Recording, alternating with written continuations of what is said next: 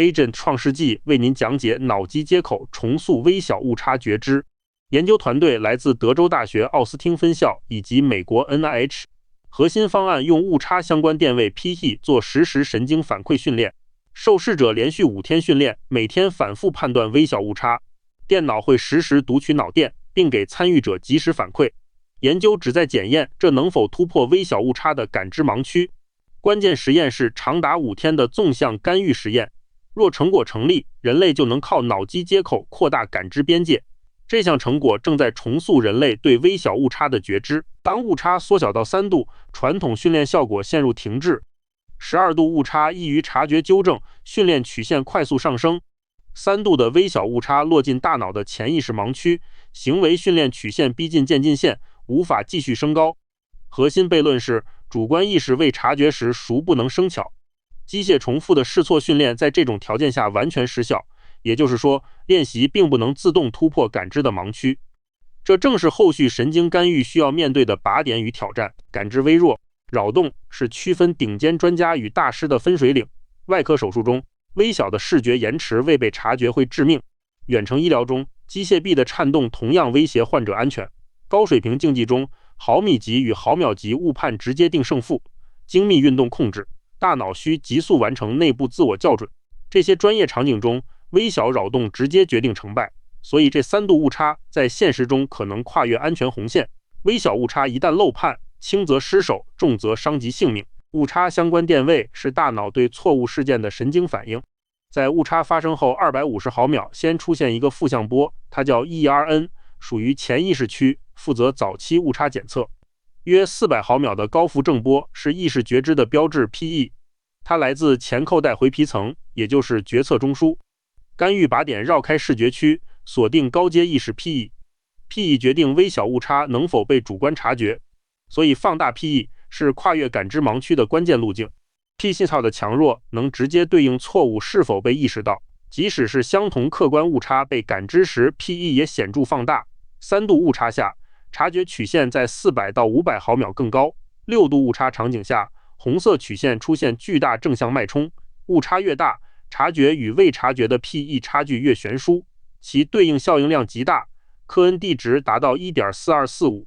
数据表明 ，PE 振幅堪称意识觉知的黄金标准，这为神经反馈训练提供了清晰的调控靶点。常规行为组采用外部结果驱动，反馈延迟数百毫秒；脑机接口组改用内部状态驱动，解码神经信号，反馈时效从数百毫秒压缩到毫秒级。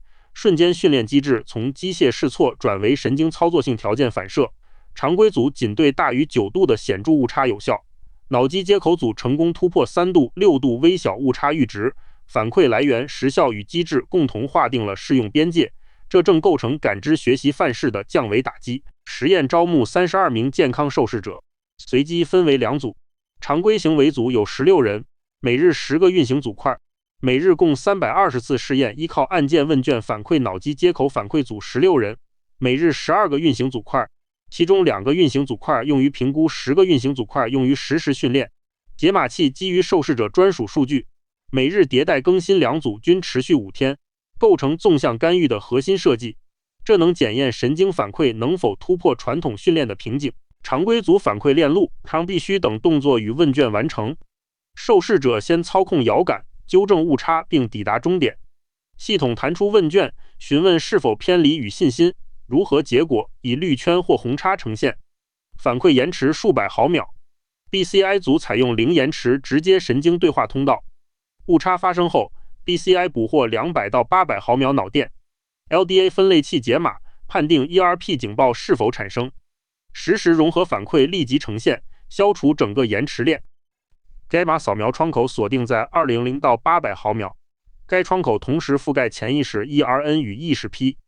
空间滤波采用 CCA 提炼关键脑区成分，时域特征提取波幅，频域锁定 θ 节律。该频带位于4到10赫兹，与 PI 节律吻合。3种特征汇入 LDA 分类器，完成快速判别。LDA 及对角线判别分析，简化斜方差估计，输出分为检测到 ERP 与未检测到2路。5天训练后，2组的准确率轨迹出现明显分化。微小误差中，脑机接口组出现了非常显著跃升，准确率最终从首日约 15% 快速升至 90% 左右。常规组的准确率基本上仍然维持在 50% 上下。显著误差场景下，两组都呈现出明显的稳步爬升。训练到第5天时，两组准确率均已超过 95%。常规训练确实也能征服大误差，却止步于小误差。脑机接口的价值正是在于真正突破传统盲区。3度误差的深水区里，两组表现截然不同。常规组重复训练5天，准确率不升反降，其数值从 50% 跌至 36.7%， 净衰退 13.2个百分点。练习只会恶化判断。脑机接口组起点低于随机猜测，最终稳定过半，数值从 31.25% 提升到 53.1%， 净提升 21.8个百分点，效应量达 0.87。 脑机接口向神经夜视仪，把感知拉升至真正掌握。BCI 干预增强了 P 意识觉知信号振幅，在3度微小误差下 BCI 组显著线性增长，斜率为 0.1032， P 值为 0.0404， 常规组无显著增长，斜率为 0.0426， 其 P 值大于 0.05， 未达统计显著水平。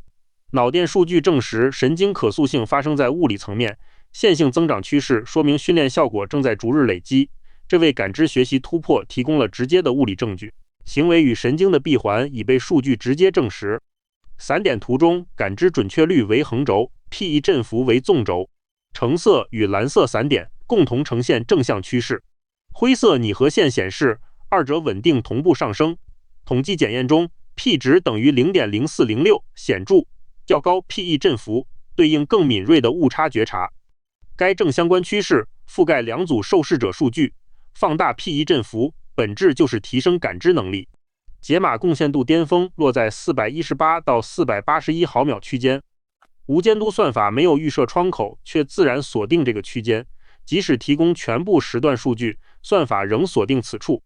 该区间与 P 意识波峰位置完美重合，解码器依赖的神经特征恰好是 P 意识成分，贡献度集中于此，并非均匀分布在全窗口。时间维度上的强证据排除了偶然匹配解释，该时段为毫秒级神经反馈提供了精准时间靶点。空间权重分析揭示了全脑分布式处理网络，中央前额电极承担决策与冲突监控功能，右侧顶叶电极负责运动控制与视觉空间，枕叶电极承担视觉反馈的关键中枢功能。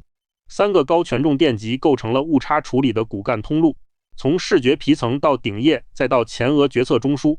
干预不是局部增强，而是系统级协同重塑。空间证据补全了误差处理的完整链路。BCI 的惊人效果源于操作性条件反射闭环。微小误差出现时，大脑先产生极弱的 P 信号， BCI 毫秒级捕获信号并给予及时奖励反馈。精准的赏罚机制反复激活相关神经通路，突触连接因此增强， PE 振幅逐日攀升。当 PE 跨过意识阈值，人便清晰感知3度扰动。这个5阶段闭环从潜意识侦测直达感知重塑，本质上它是在神经元层面执行的条件反射。靶向认知训练引擎面向商业与医疗2大领域，它比传统药物更安全，也比行为训练更高效。F1 赛车手与电竞选手可捕捉极限动态变量，这类训练有望帮助人类突破自身的反应极限。远程机器人手术中，医生能克服视觉延迟，老年人可用非药物康复，恢复感官敏锐度。精神分裂症与强迫症也有数字疗法靶点，这些转化应用仍需严格临床验证方可落地。但仅靠重复练习，人类无法跨越感知盲区，脑机接口却能倾听大脑最微弱的神经呢喃。借助这项技术，人类成功突破了自身生理边界。32位受试者坚守5天，值得尊敬与感谢。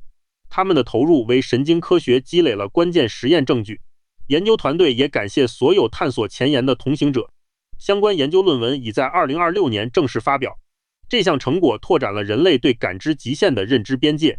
脑机接口正带人走向更开放的感知增强未来。5天干预实验收官，练习不等于突破感知盲区。脑机接口监听微弱神经呢喃，重塑误差意识。